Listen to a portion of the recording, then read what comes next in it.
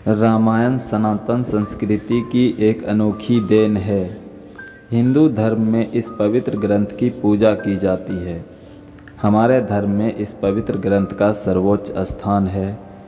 कारण पवित्र ग्रंथ मर्यादा पुरुषोत्तम भगवान श्री राम के जीवन से संबंधित हैं।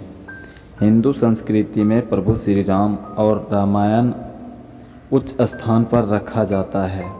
बताते चले कि मूल रामायण की रचना श्री वाल्मीकि ऋषि ने की थी,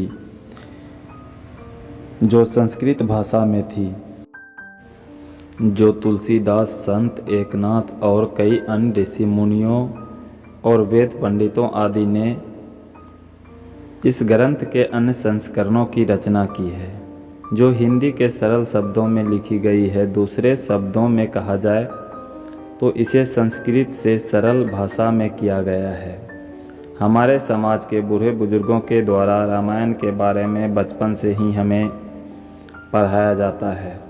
रामायण में ऐसी छोटी बड़ी कई घटनाएं हैं जिसे अधिकतर लोग जानते हैं, लेकिन कुछ विशेष और रोचक ऐसी घटनाएं हैं जिसके बारे में बहुत कम लोगों को पता है। आज के इस वीडियो में हम ऐसी ही कुछ घटनाओं के बारे में जानेंगे। वीडियो में आगे बढ़ने से पहले अगर आप हमारे चैनल पर नए हैं तो हमारे चैनल को सब्सक्राइब करें और बेल आइकन के ऑल पर क्लिक करें।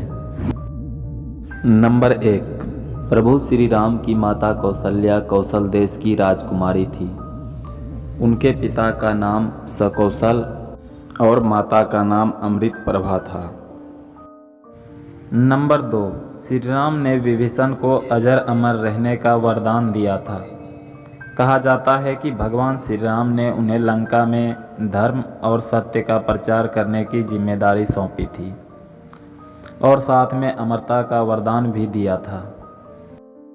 नंबर 3, भगवान राम विष्णु के 7वें अवतार थे और लक्ष्मण को शेषनाग का अवतार माना गया है। भरत और शत्रुघ्न को भगवान विष्णु द्वारा हाथों में धारण किए गए सुदर्शन चक्र और शंख शैल का अवतार माना जाता है। नंबर 4, देवी सीता भगवान शिव के धनुष को बचपन में ही खेल खेल में उठा लेती थी, इसलिए उनके स्वयंवर में धनुष पर प्रत्यंचा चढ़ाने की शर्त रखी गई थी। इस धनुष का नाम पिनाका था। नंबर 5, एक बार रावण जब भगवान शिव के दर्शन के लिए कैलाश पर्वत गए तो रास्ते में उन्हें शिव के वाहन नंदी मिले, जिनको रावण ने वानर मोह वाला कहकर उनका मजाक उड़ाया था। नंदी ने तब रावण को श्राप दिया कि वानरों के कारण ही तुम्हारी मृत्यु होगी। नंबर 6, रावण ने माता सीता को हाथ नहीं लगाया था। वो इसलिए जब रावण ने विजय अभियान के दौरान स्वर्ग पहुंचा तो उसे रंभा नाम की एक अप्सरा मिली। रावण उस पर मोहित हो गया था।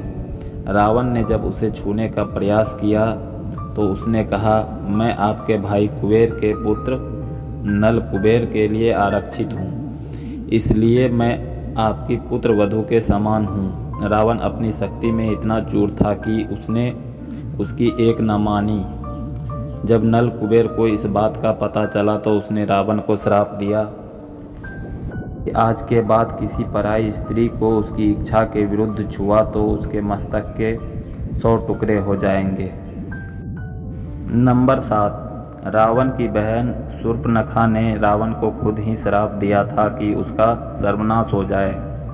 शूर्पणखा का पति राक्षस राजा कालके का सेनापति था दत्त, जिसका वध रावण ने अपने विश्व विजय अभियान के दौरान कर दिया था। नंबर 8, राम सेतु बनाने में कुल 5 दिन का समय लगा था। यह पुल 100 योजन लंबा व 10 योजन चौड़ा था। 1 योजन लगभग 13 किलोमीटर के बराबर होता है। नंबर 9, वनवास के दौरान श्री राम ने कबंध नाम के एक श्रापित राक्षस का वध किया था। उसी ने राम को सुग्रीव से मित्रता करने का सुझाव दिया था।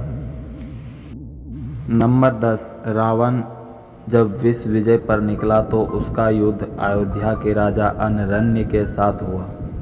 जिसमें रावण विजयी रहा। राजा अनिरन वीरगति को प्राप्त हुए। उन्होंने मरते हुए श्राप दिया कि तेरी मृत्यु मेरे कुल के एक युवक के द्वारा होगी।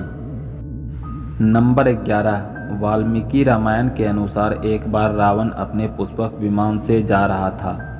उसने एक सुंदर युवती को तप करते देखा। वह युवती देवदत्ती थी, जो भगवान विष्णु को पति के रूप में पाने के लिए तपस्या कर रही थी। रावण उस पर मोहित हो गया और उसे जबरदस्ती अपने साथ ले जाने का प्रयास करने लगा। तब उस युवती ने रावण को श्राप दिया कि तेरी मृत्यु का कारण एक स्त्री बनेगी, और अपने प्राण त्याग दिए। नंबर 12, रावण जब अपने विश्व विजय अभियान पर था तो वह यमपुरी पहुंचा, जहां उसका युद्ध यमराज से हुआ। जब यमराज ने उस पर कालदंड का प्रहार करना चाहा तो ब्रह्मा जी ने उन्हें रोक दिया, क्योंकि वरदान के कारण रावण का वध किसी देवता के द्वारा संभव नहीं था। नंबर 13, रावण ने ब्रह्मा जी से अमृता का वरदान मांगा था तो ब्रह्मा जी ने अमृता का वरदान नहीं दिया।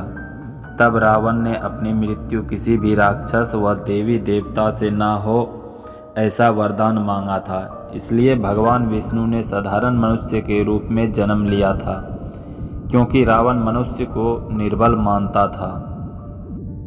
नंबर 14, श्री राम का अवतार एक पूर्ण अवतार नहीं माना जाता है। श्री राम 14 कलाओं में पारंगत थे, जबकि श्री कृष्ण 16 कलाओं में पारंगत थे। ऐसा इसलिए था कि रावण को वरदान प्राप्त था कि उसे कोई देवता नहीं मार सकता है, उसका वध कोई मनुष्य कर ही नहीं सकता। नंबर 15, रावण के भाई कुंभकर्ण जब ब्रह्मा जी से वरदान मांग रहा था तो माता सरस्वती इंद्र के निवेदन पर कुंभकर्ण का जीवा बैठ गई थी, जिसके कारण कुंभकर्ण ने इंद्रासन के बदले निंद्रासन का वरदान मांग लिया था।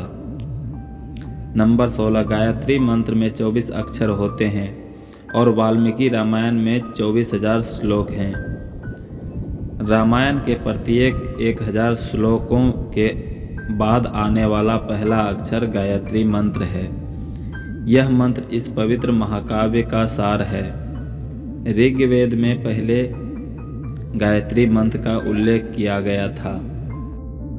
नंबर 17, जब भगवान राम ने वरुण से समुद्र में मार्ग बनाने के लिए अनुरोध किया था, परंतु वरुण ने भगवान राम के अनुरोध को नहीं सुना था, तो क्रोधवश श्री राम ने ब्रह्मास्त्र का आह्वान किया, जिसके एक बार आह्वान करने से उसका प्रयोग करना अनिवार्य था।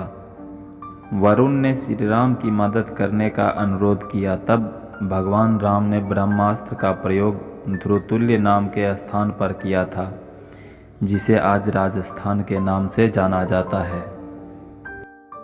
नंबर 18, 14 वर्षों के वनवास में अपने भाई और भाभी की रक्षा करने के लिए लक्ष्मण एक दिन भी नहीं सोए थे। निर्वासन की पहली रात जब राम और सीता सो रहे थे, निंद्रा देवी लक्ष्मण को दिखाई दी और लक्ष्मण ने उन्हें आशीर्वाद देने के लिए कहा, ताकि वह कभी सोते हुए महसूस ना करे। देवी निधि ने उनसे पूछा कि तुम्हारे बजाय कोई और भी सो सकता है क्या? लक्ष्मण ने सलाह दी कि उनकी पत्नी उर्मिला सो सकती है। यह सुनने के बाद देवी निंद्रा ने उर्मिला से इस बारे में पूछा और उर्मिला ने खुशी से इसे स्वीकार कर लिया। नंबर 19, महाभारत के युद्ध में श्री राम के वंशज ने भी भाग लिया था, जो कि राम के पुत्र कुश हुए। कुश की 50वीं पीढ़ी में शल्य हुए, जो महाभारत काल में कौरवों की ओर से लड़ा था।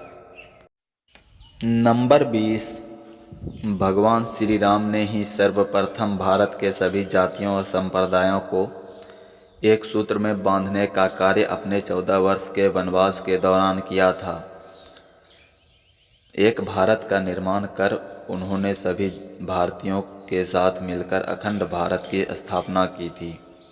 भारतीय राज्य तमिलनाडु, महाराष्ट्र, आंध्र प्रदेश, मध्य प्रदेश, केरल, कर्नाटक सहित Nepal, Laos, Kampuchea, Malaysia, Cambodia, Indonesia, Bangladesh, Bhutan, Sri Lanka, Bali, Java, Sumatra और थाईलैंड आदि देशों की लोक संस्कृति व ग्रंथों में आज भी राम इसीलिए जिंदा हैं। नंबर 21। रामचरितमानस के 7 भाग हैं। बालकांड, अयोध्या कांड, अरण्य कांड, किष्किंधा कांड, सुंदरकांड, लंका कांड और उत्तरकांड। दोस्तों, अगर ये वीडियो आपको अच्छी लगी तो वीडियो को लाइक करें, शेयर करें और चैनल को सब्सक्राइब करें। अगर आप भी सनातन धर्म को मानते हैं और प्रभु श्री राम के भक्त हैं तो कमेंट में जय श्री राम जरूर लिखें।